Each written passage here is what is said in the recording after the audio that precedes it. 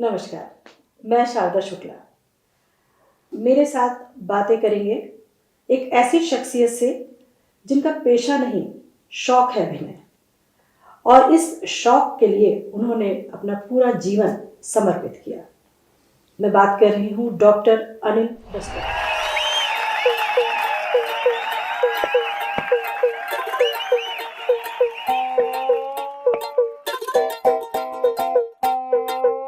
हुआ छोकरा जवारे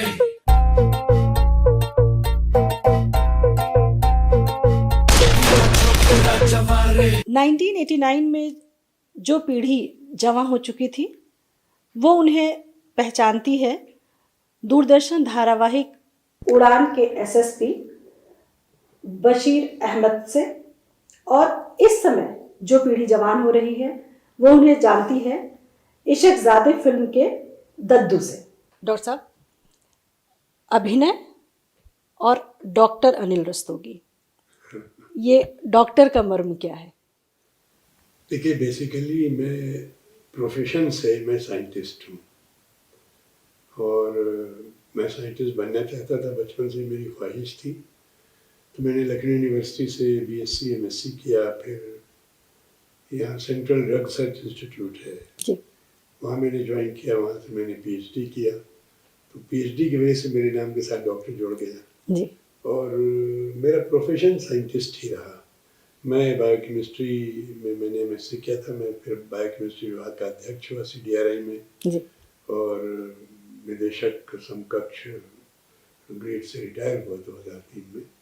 तो ज़िंदगी भर जो मैंने जो मेरी लाइवली थी और जो मेरा प्रोफेशन था जिसको कहना चाहिए, that was as a scientist. और बाकी जैसा आपने खुद ही कहा कि थिएटर और एक्टिंग मेरा शौक रहा जी। और इत्तेफाक से ये भी तब शुरू हुआ जिस साल मैंने एमएससी पास किया था 1962 में। बाद में 1972 में यहाँ प्रदेश में एक बहुत बड़ी संस्था थी दर्पण के नाम से, जो बेसिकली कानपुर को बिलोंग करती थी। वो that was founded in 1961 by professor Sathyamurthy. तो उसके एक कलाकार स्वदेश बंधु जो बेसिकली कानपुर को बिलोंग करते थे जी। लेकिन अपने जॉब की वजह से लखनऊ में रहते थे, तो वो उस समय प्रदेश की सबसे बड़ी संस्था थी। तो उनकी इच्छा हुई जो हमारे सत्यमूर्ति थे कि इसकी एक शाखा लखनऊ में भी खोली जाए ताकि थिएटर को प्रोपेगेट किया जा सके। तो उन्होंने लखनऊ में एक शाखा खोली 1972 में जी। और उससे उन्होंने नाटक है वदन किया, जिसको कि उन्होंने इनवाइट किया बाबा कारंथ को, जो बाद में नेशनल स्कूल ऑफ ड्रामा के डायरेक्टर हुए। उस समय तो वहाँ के प्रोडक्ट थे वो। तो उस समय चूंकि उनको मालूम था कि मैं भी एक्टिंग करता हूँ, तो वन डे ही just walked into my department of biochemistry at CDRI और उन्होंने कहा कि भाई एक बीबी कारंथ जी एक बहुत बड़े डायरेक्टर हैं। तो इतना सब जानता नहीं था क्योंकि नई मेरी शुरुआत थी। मेरा थिएटर भी एक मोहल्ले टोले तक सीमित था और वो एक नाटक करना चाहते हैं, तो उसके लिए अगर आप चाहें तो हम आपको इनवाइट करते हैं।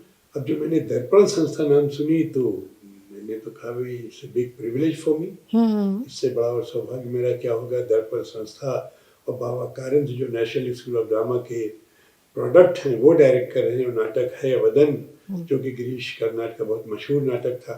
मैंने फौरन हामी भर दी और इत्तेफाक से उससे मुझे लीड रोल मिला।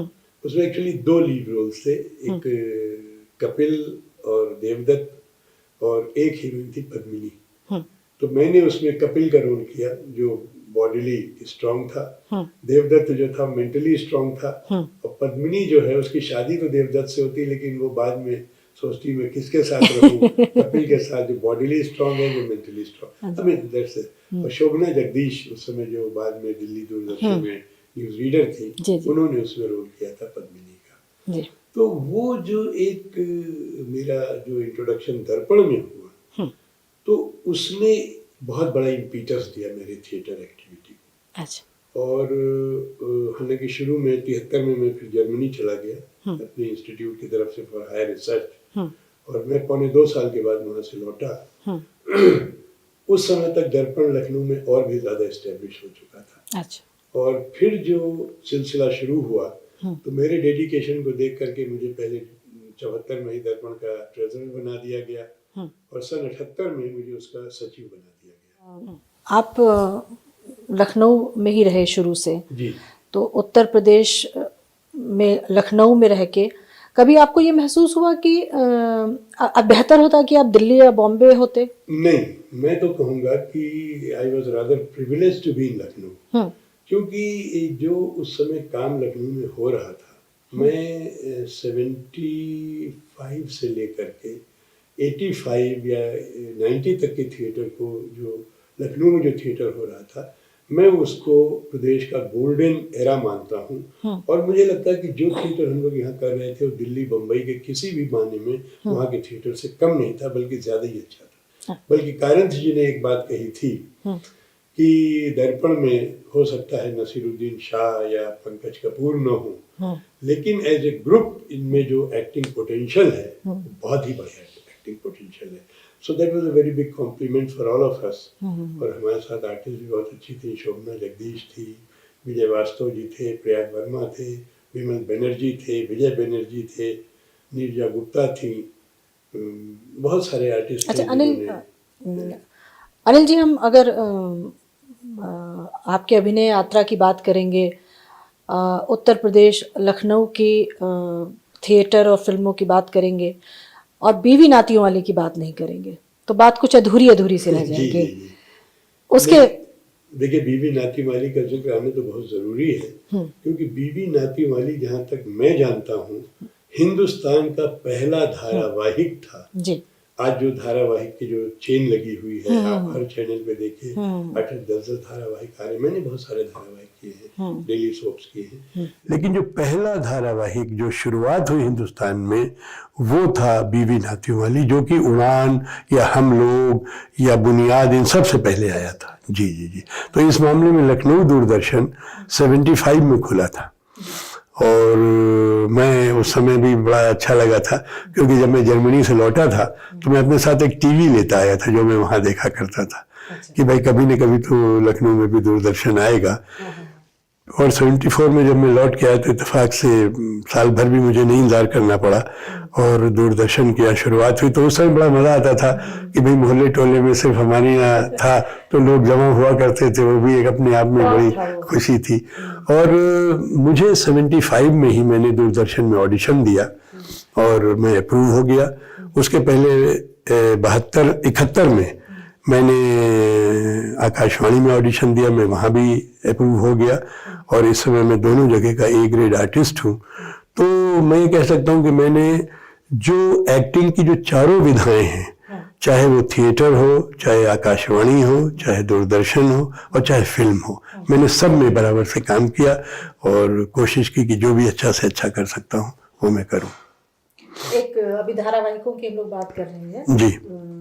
आपका एक बहुत ही मशहूर, आपका भी और दूरदर्शन का भी और आज तक का भी, मतलब इवन जितने जो कुछ भी काम हुआ है टीवी के लिए, उस सब में भी एक माइलस्टोन था उड़ान। जी। बहुत चर्चित हुआ था। जी जी। उसमें आप अपने रोल के बारे में कुछ बताइए। देखिए, उड़ान सीरियल जो था ये बेसिकली कविता चौधरी ने, यहाँ पर यूनिवर्सल बुक डिपो है तो उनकी जो फैमिली में थी सुधा जी, वो उनकी बहुत क्लोज फ्रेंड थी। एक्चुअली उनकी फ्रेंड नहीं थी, उनकी बड़ी बहन कंचन चौधरी, जो कि वाकई में आईपीएस ऑफिसर थी और जिनसे सीरियल इंस्पायर्ड था। 88 से पहले की बात है, शायद 87 की बात हो या 88 की बात हो, आई डोंट एग्जैक्टली रिमेम्बर। तो उसमें मेरा एक बहुत पॉपुलर प्ले है जो कि उर्मिल कुमार थपलियाल ने डायरेक्ट किया है और आगाश कश्मीरी का है, यहूदी की लड़की। इसकी भी एक कहानी है। इसमें इनिशियली रोल अनुपम खेर जी कर रहे थे, यहूदी का रोल मेरी संस्था से, और मैं ब्रूटस का रोल कर रहा था। और तभी खेर साहब को बॉम्बे से ऑफर मिला तो बोले अनिल जी अब तो मैं नहीं रुक पाऊंगा क्योंकि आप जानते हैं मेरा प्रोफेशनल। मैंने कहा मैं आपको रोकूंगा भी नहीं, you are going to get such a big achievement, so why should be an hindrance to that. तो वो चले गए। फिर थपलियाल जी ने बहुत सोच विचार करके वो रोल मुझे दिया, जिसमें मैंने फिर बहुत मेहनत की। हम और थपलियाल 1 to 1 हम कम से कम 10 दिन अकेले बैठे and we rehearsed each and every single line of that script. तभी मेरी एक फिल्म मुक्ति भवन है, उसमें मैंने बिल्कुल एक ऐसा कैरेक्टर किया जो कि हल्का सा इमोशनल है, लेकिन लगता है बिल्कुल फ्लैट कैरेक्टर है, उसमें कोई इमोशंस है ही नहीं। मरने जीने से किसी को कोई मतलब ही नहीं है। वहाँ पर लोग आते हैं, हाँ भाई कितने यहाँ 15 दिन में अगर मर जाओगे तो ठीक है, नहीं तो फिर वापस चले जाना, यू नो, लाइक दैट। नाम मुक्ति भवन है, लेकिन हम मुक्ति प्राप्त होने तक कमरा नहीं देते। कमरा सिर्फ 15 दिन के लिए मिलता है बस 15 दिन? उसके बाद भैया हम क्या जाने, आप जानिए। अगर ऊपर चले गए तो ठीक है, नहीं तो फिर घर वापस जाइए।